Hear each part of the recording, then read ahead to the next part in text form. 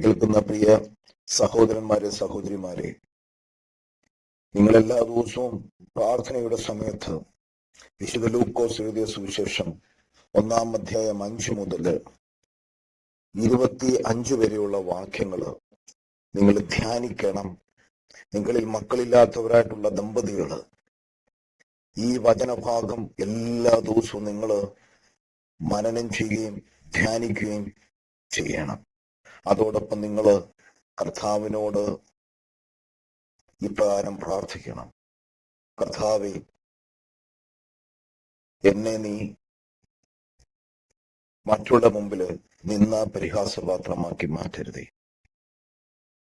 ഞാൻ ഇത്ര നാൾ നിന്നോട് പ്രാർത്ഥിച്ചു. നിന്റെ ഇഷ്ടം എപ്പോഴോ ആ സമയത്ത് നീ എന്നിൽ പ്രവർത്തിക്കണമേ. മക്കള് പോതരുന്ന അവകാശവും ഉദരഫലം അവിടെ നിന്ന് പ്രതിഫലവും അത്രയെന്ന് സങ്കീർത്തനക്കാരൻ പറയുന്ന വചനത്തോട് അടിയൻ വിശ്വാസത്തോട് ഏറ്റുപറയും. ദൈവമേ, അവിടുത്തേക്ക് ഹിതമെങ്കിൽ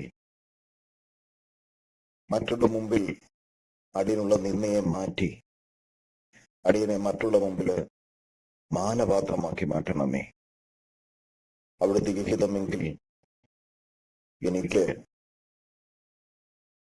അവിടുന്ന് എലിശബാത്തിനെ അനുഗ്രഹിച്ചതുപോലെ എന്റെ ഉദരത്തെയും അവിടുന്ന് അനുഗ്രഹിക്കണമേ.